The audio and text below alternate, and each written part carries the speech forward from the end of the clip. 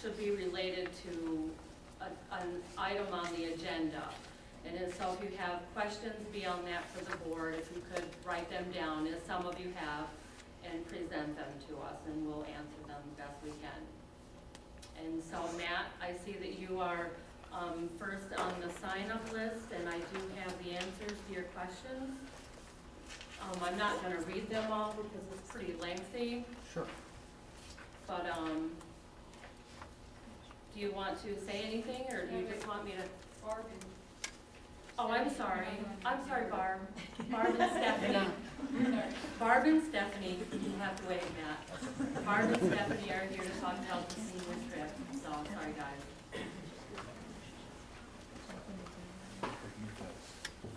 We brought back our final list of students that will be going, and the final, we got the male chaperone finally.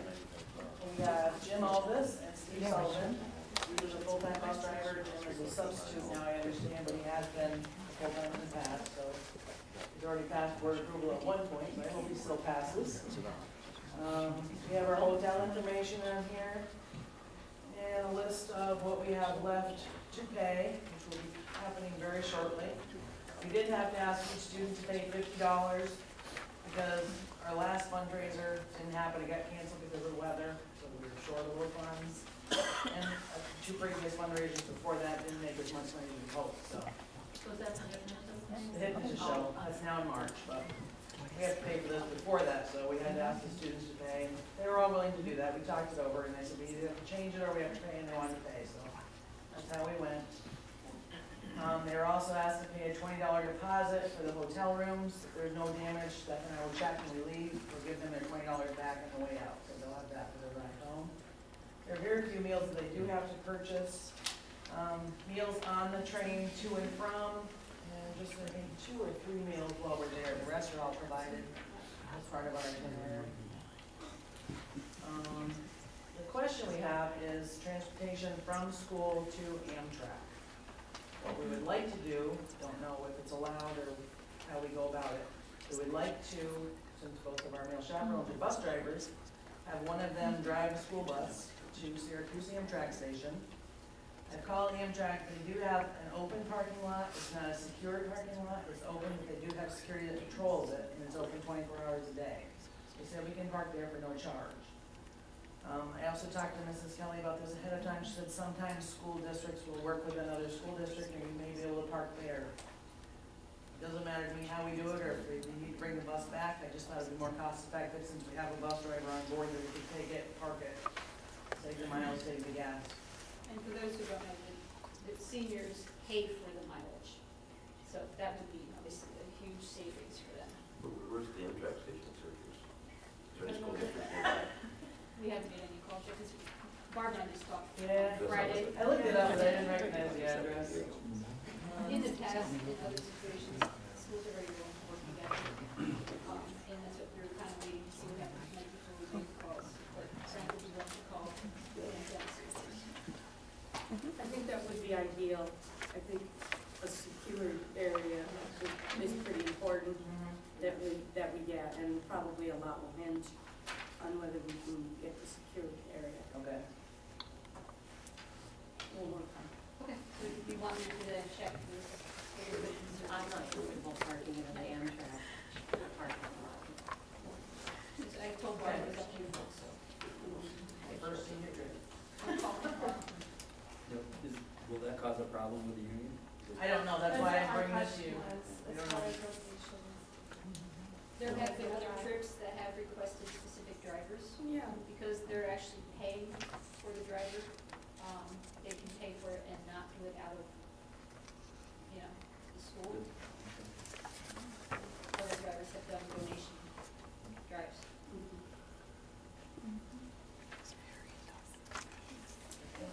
All right, thanks. Thanks. Stephanie, you're going to talk to us you're going to talk to us about the EK Community Heroes Memorial Day? In October, I heard of the 96.7 of the St. Lawrence County Hero, where people were able to write into the radio station and nominate a hero, and then they had a ceremony. And I thought, we should be able to do that for the kids at EK. So I brought it to Mrs. Varian, and I talked to some of the other English teachers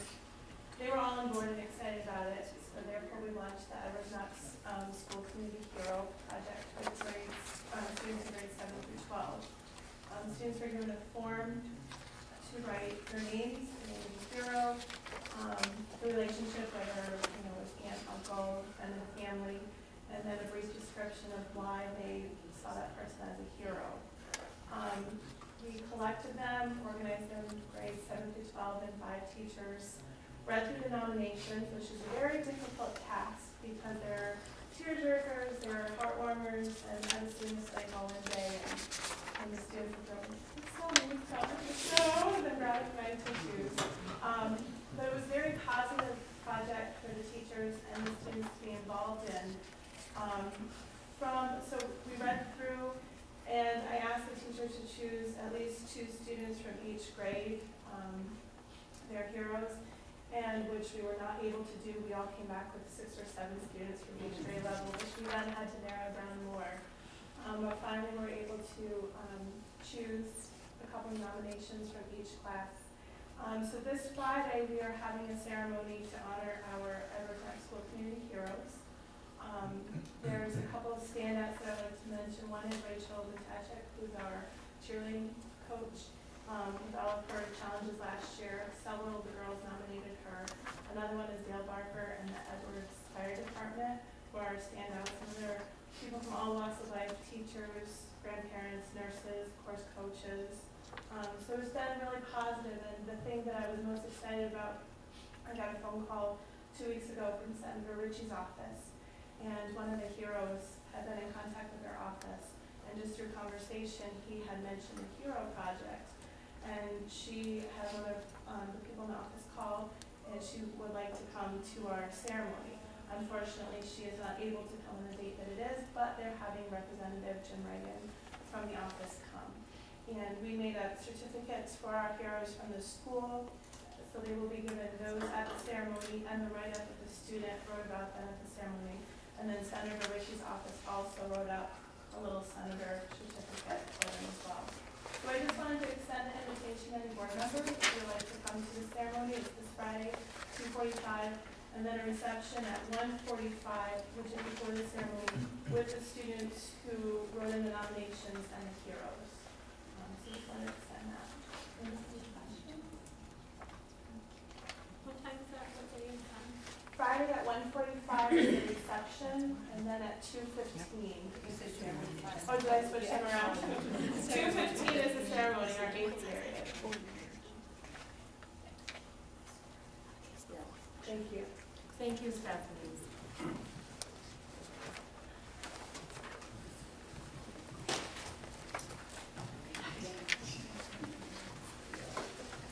Okay, Matt, you're up.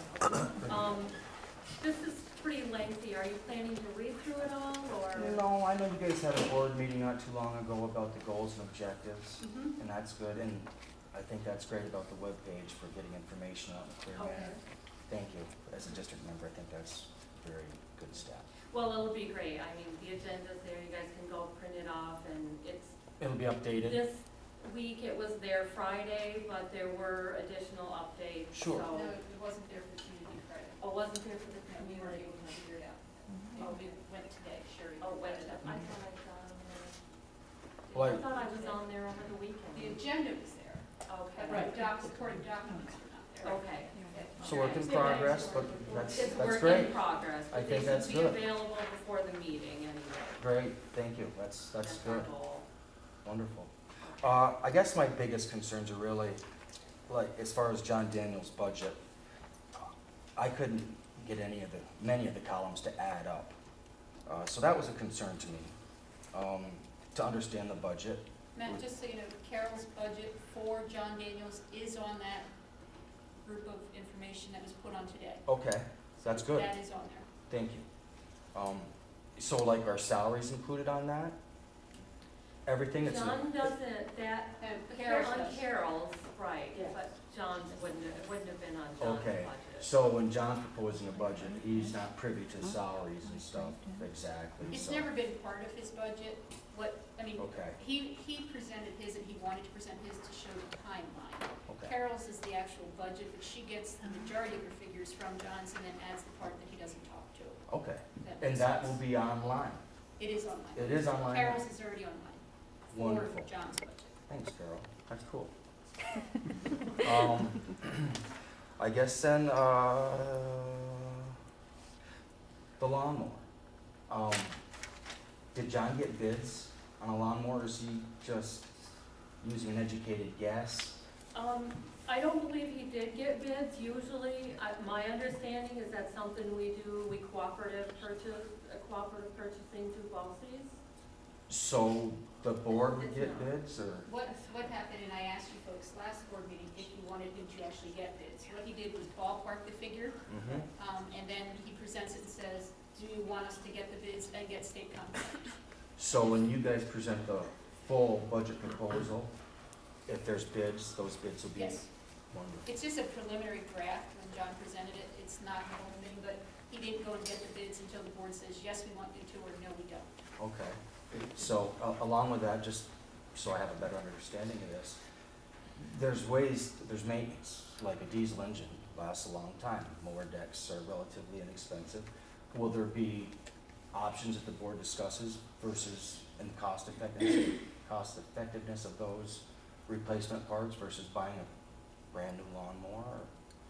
Or is that part of the board, what the board expects to do? We don't. That's one of those kind of things that John makes his recommendation, and then when it's time to purchase a lawnmower, we look at it. But I guess I would say that I think it's kind of like the bus, like what Nick said.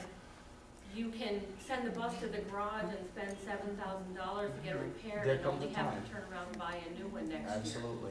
And I think we're at that point with it, where we've repaired it, and John knows all that. Oh, sure. When it comes to my vehicles, once it becomes a payment, it's time for a new vehicle.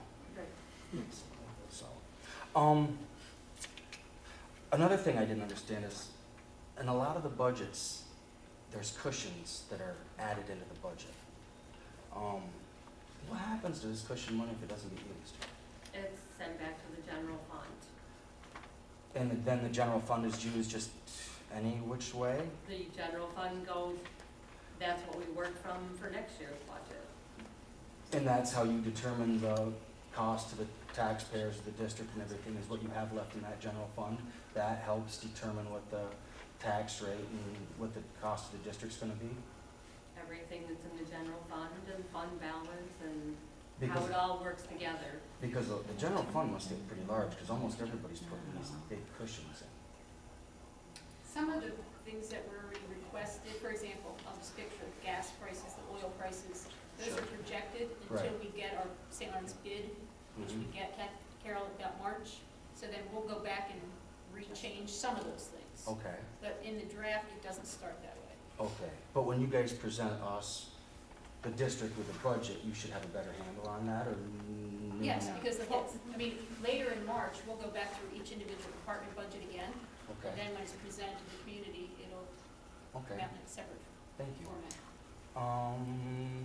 Are we allowed, I'm sorry, are we allowed to ask questions about his stuff?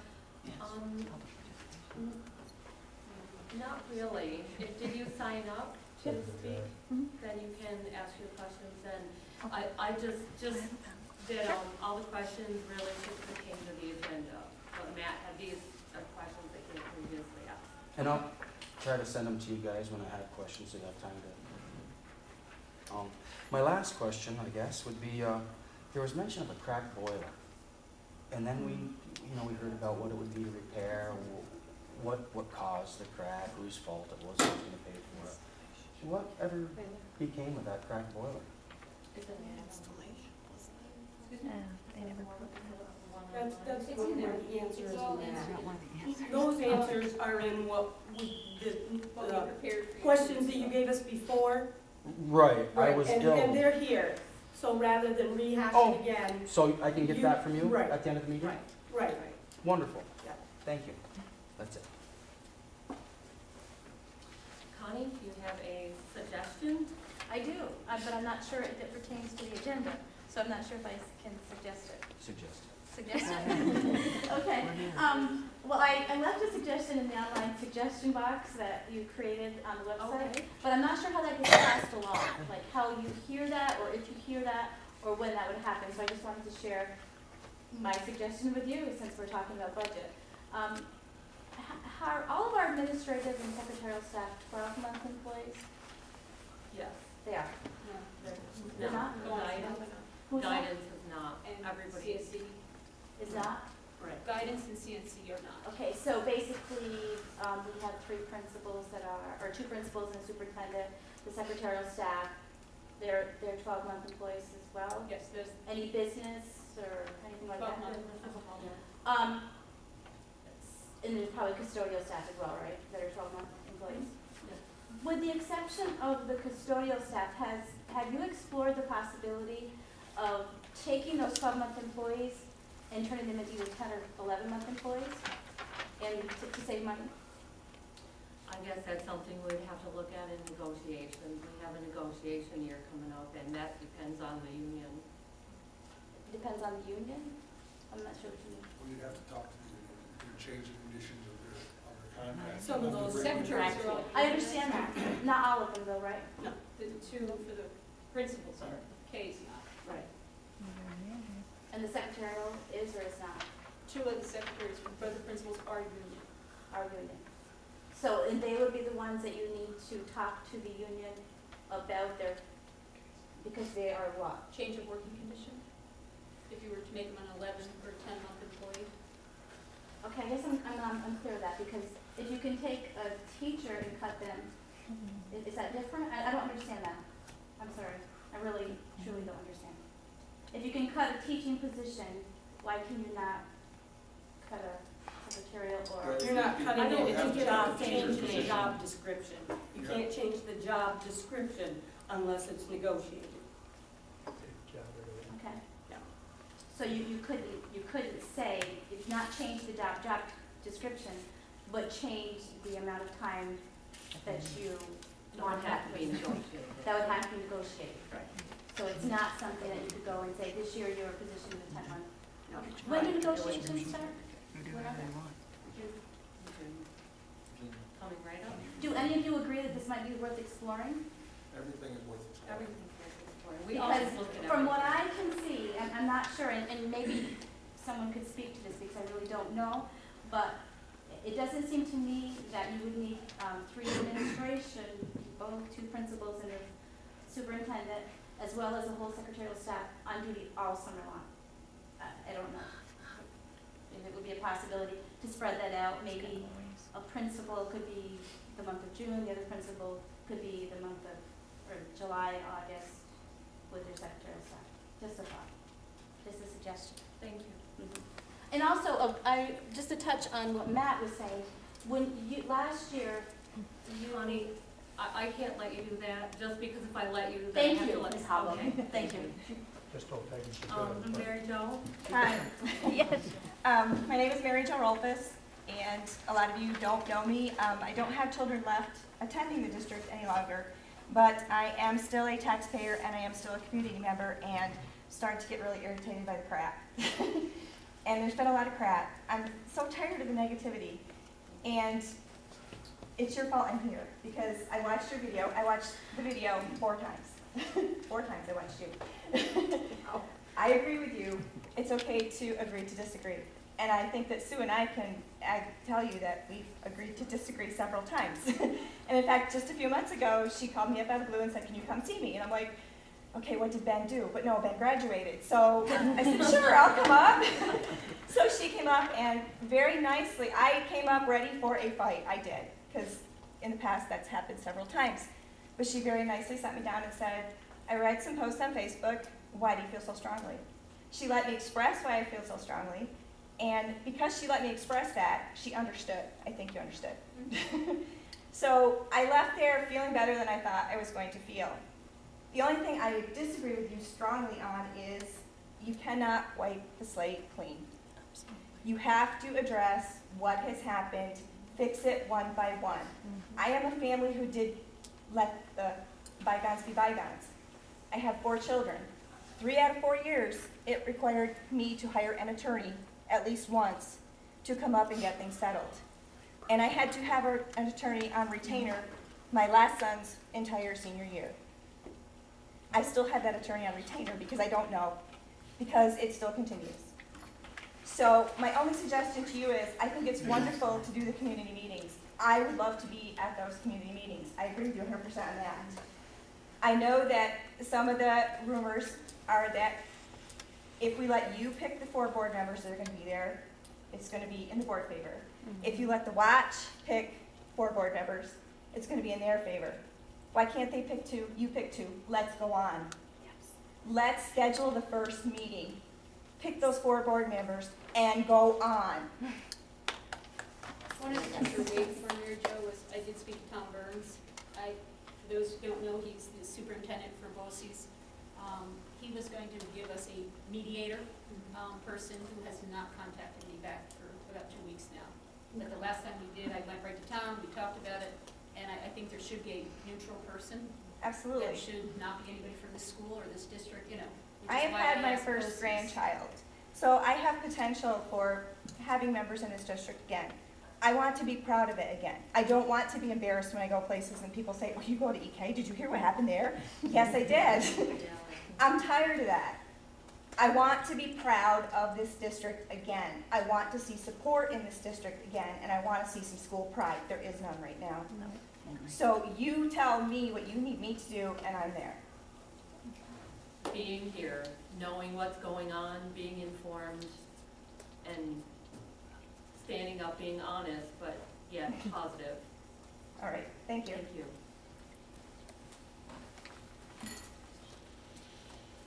Peggy.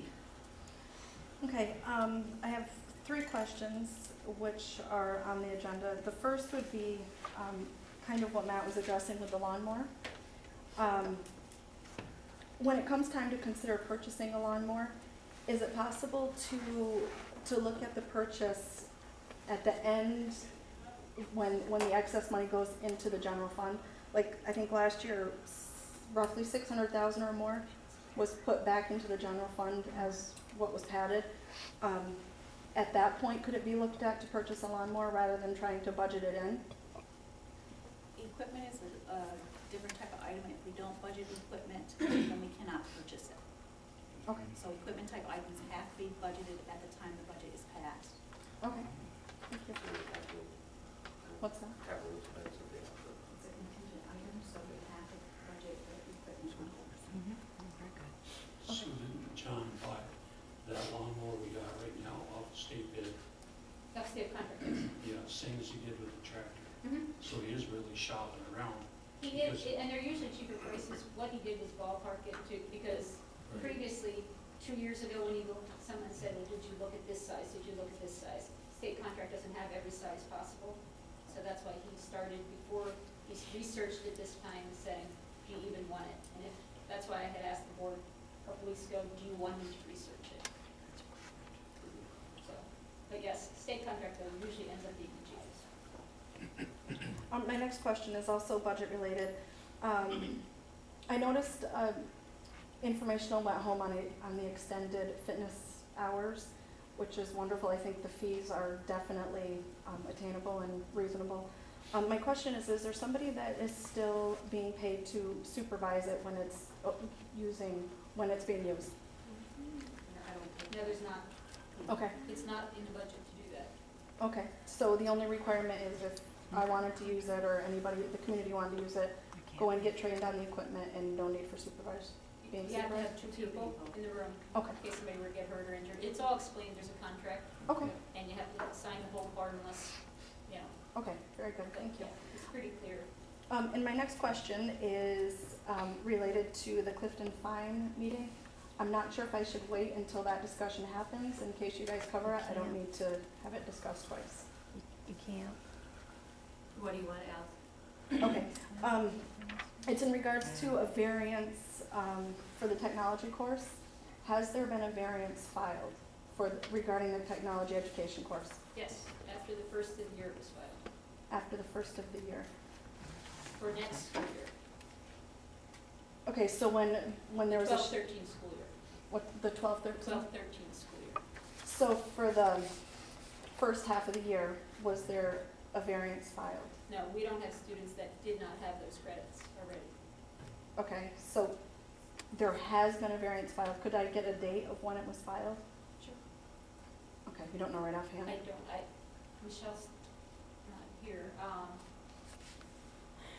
I wanna say like around 112, because I got a note, what happens is we file it with Tom Burns' office, OC's first. He sent me a note back, he approved it, and then it went on to state ed. Okay. I wanna say it was around 112, but I can get you the date.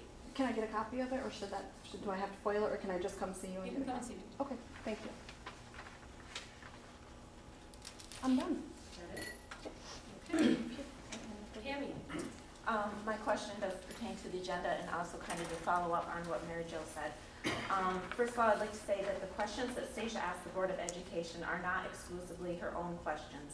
They are questions presented to her by members of our community that she so graciously puts herself out to ask. It may appear that the Watch representatives are picking out everything, and to some, they may seem petty, but it is someone's battle and it is important to them. Many people in our community are concerned and just not comfortable speaking in front of groups of people. All subject matter of these questions asked are concerns of a community that is essentially in charge of passing our budget and deciding who presides on the board. In order to make a well-informed vote, it is essential for our community to receive these answers. It is just plain common sense to want to know why anyone makes the decisions they make that concerns the future of your children and your money. It is common sense to ask to see numbers, comparisons, and valid research. This is all work that I assume that is presented before a budget is passed. I would assume that it's kept and made easily accessible to review by our voters, Board of Education, and staff upon request. I do not want to see Ms. Kelly spending countless hours on FOIL, or any superintendent for that matter. That is not our goal. Our goal is to just get answers out to our community so they can feel confident in passing our budget. You have stated that it is the Board of Education's discretion whether or not to answer our questions. As a group that represents our community, we have an obligation to get answers. The petition that was filed with the Commissioner's Office was our last resort and sole purpose to give our communities the answers that they demand. I'm sorry that it had to get this far. I'm sorry that we had to ask the same questions over and over and over again. But what I'm sorry about, and honestly ashamed of, is that some of the members of our community standing up for their rights have been labeled, chastised, judged, and more importantly, innocent children are paying the price. I viewed the video of the last Board of Education meeting, and it was expressed by not only the community, but Mrs. Hogle, how important it is to work together in the best interest of our children. Alternatives and ideas were given by Shalane and the Board of Education for hoping that we'll all achieve the same goal, which leads me to my question. I ask this out of frustration. I am totally confused. What are the intentions and what is hoped to be accomplished by having a copy of a petition that contains many students' names in a teacher's lounge lying about like leisurely reading material? This is a document that was put in the authority of people who needed to see it. As a parent that has expressed in public the retaliation that has been going on from our administration, I have no other interpretation but to feel it was just one more vindictive way to hurt our children and infringe on their right to privacy. Well, I guess I can say that I didn't put that document, I don't believe any of the board members put that document in the teacher's lounge, but just like the comments that have been posted on Facebook and spoken here, I think that's public information. I don't think it is classified or, it's public information. That wasn't my question, whether or not it's legal or illegal to put it there and that it's public information. I know the answer to that question. That's why I didn't ask it. My question is, why was it placed there? After we just had a discussion, we need to all work together for the best interest of our children. Why would we want a document like that placed there? Why wouldn't we have a meeting like Shalane stated and discuss this? The children's names could be blacked out for their integrity. There's just a better way of going about and doing it. And I'm not saying I didn't put those children's and I'm names not in saying that you did. document. Who did put it there? Who did put the children's names in the document? No, that's not my question either. Who put the document in the teacher's lounge? That's my question. I guess I don't know the answer to that question. Mrs. Kelly, do you know the answer to that question? Who put the I know document that in there there? were several that were requested by faculty members. They as request- well as community members came in and asked to read the Would packet and to have it. How many copies were placed in there? I requested one. And did you place it in the senior lounge? So everybody No, could see it? I did Okay. request So as a superintendent, you don't have control over any material that's just leisurely laying around in the teacher's lounge?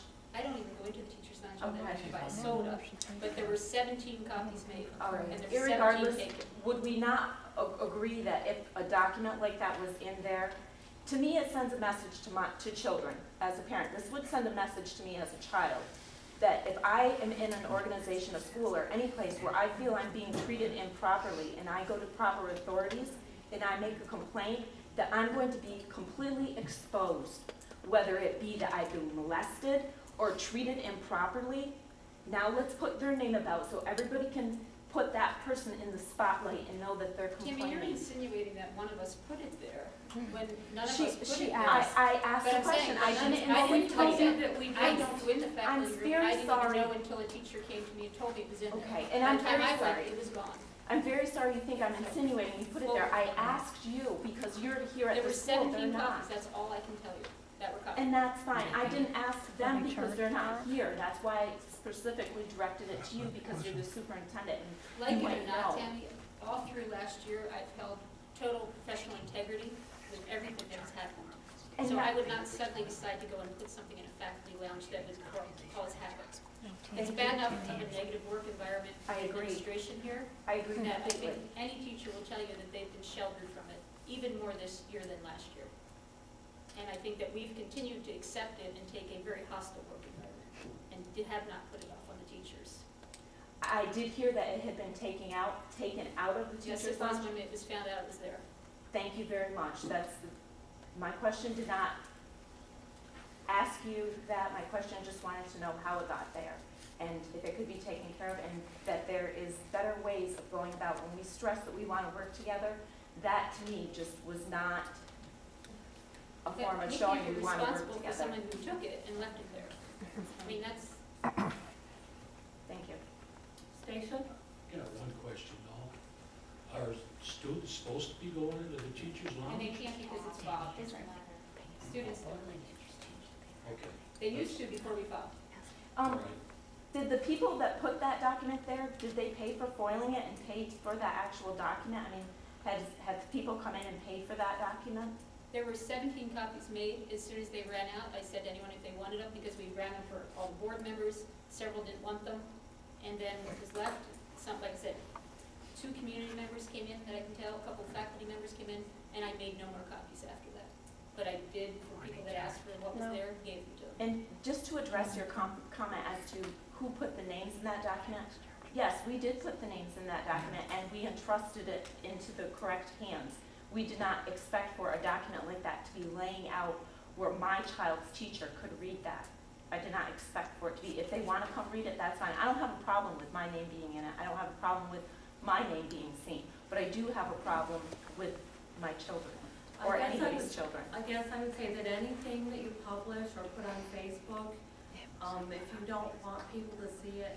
I haven't put it, why are we talking about Facebook? That's not what I'm talking about. But I am, because Okay. it's still, the kids see that, the kids are more apt to see that than they are when they're in the teacher's room. So I'm just, Okay. my point is anything that you put out there is gonna be seen, and that's the reality, I think. And my point is. If you don't want people to see it, Avoid just be My careful. point is, we could have avoided it. It just seems like time after time again, and here I am again, you know, with the whole incident that happened before, something that could have been avoided, where people's feelings get hurt. It just seems like we But could Tammy, make. how could we have avoided, who would have thought someone would have left it there?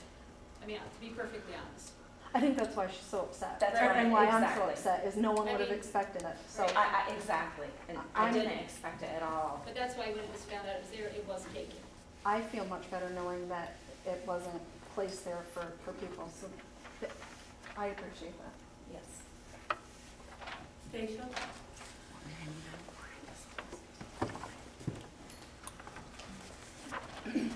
Good evening. In the last 8 months, I've been watching this new board, and what I see is the board coming together and is ready and willing to do the tough job of looking out for the best interest of our district.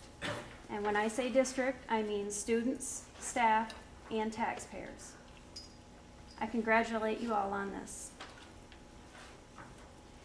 You're being given documents that I would ask you just to take a moment to read before I explain to you why I've given them to you.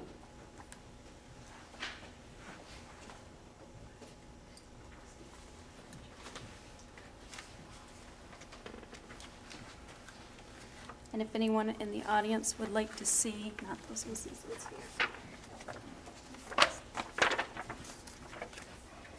On January 3rd, I received that very disturbing post on the EK webpage.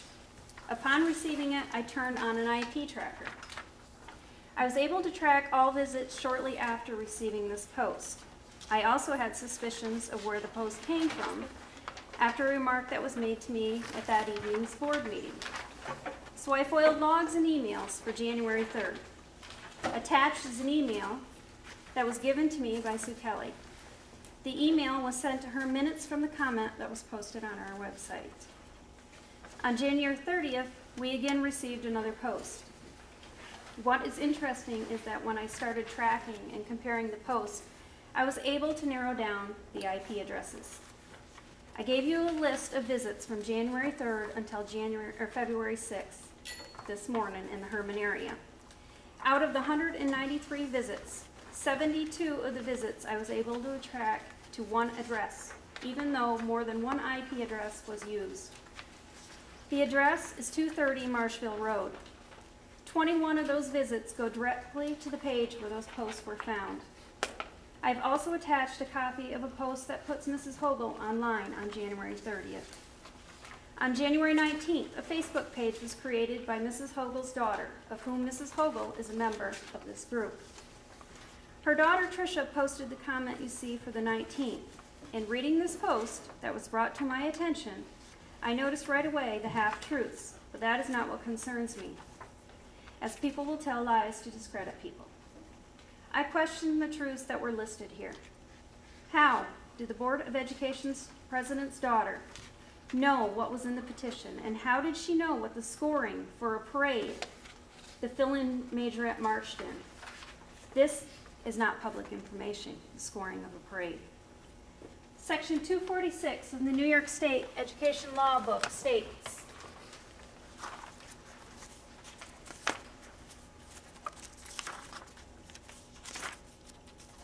are there certain actions by school board members, district officers, and employees that are specifically prohibited by law?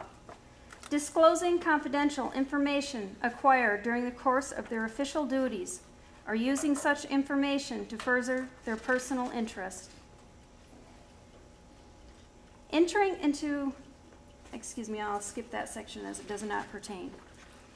In addition to any penalty contained in any other provision of law, any person who knowingly and intentionally violates these rules of law may be fined, suspended, or removed from office or employment.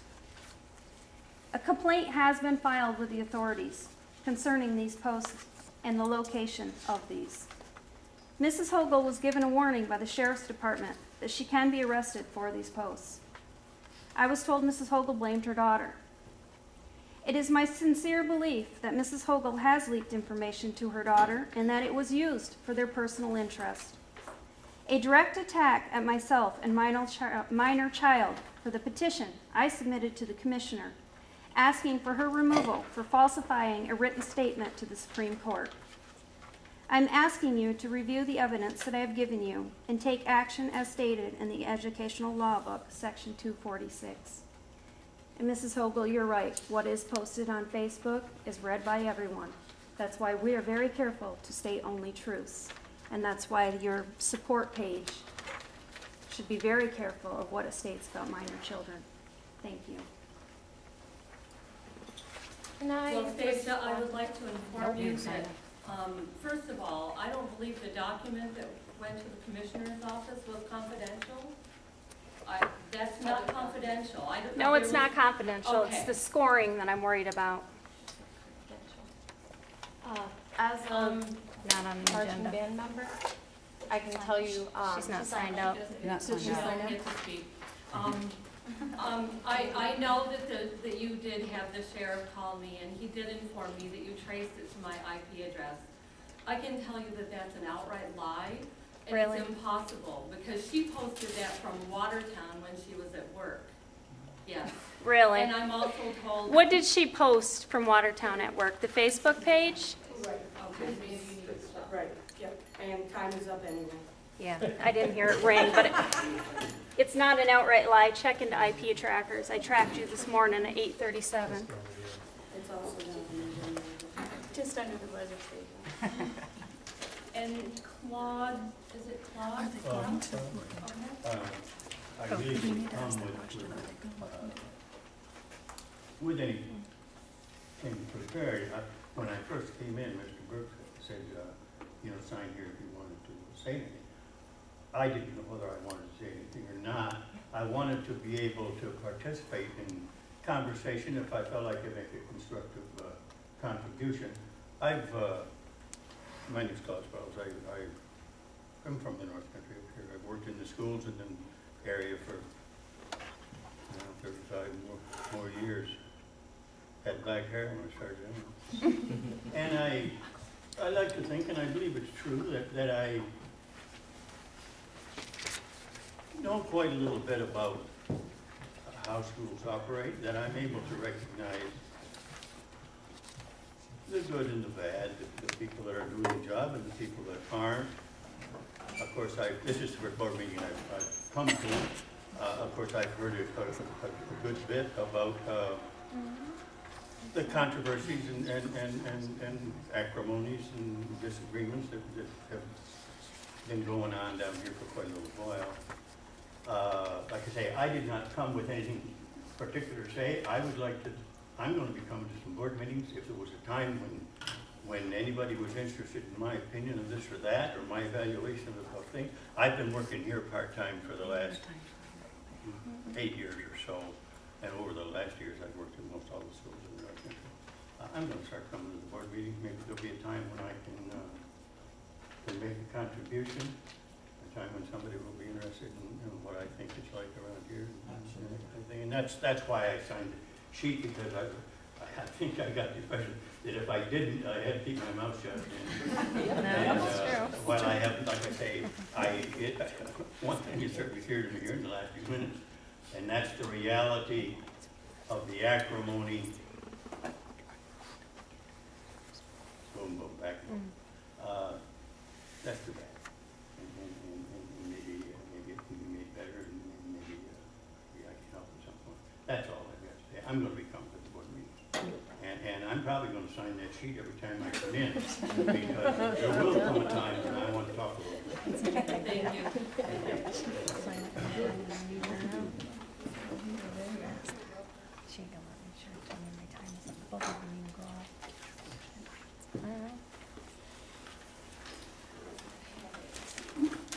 I have a motion to present the first reading of the Board of Education's minutes and goals. Did everybody get a chance to look that over? Oh, let's get the motion on the table first. Oh, yeah, we need to. I'm looking at two different You need things. to go by the agenda. Yeah.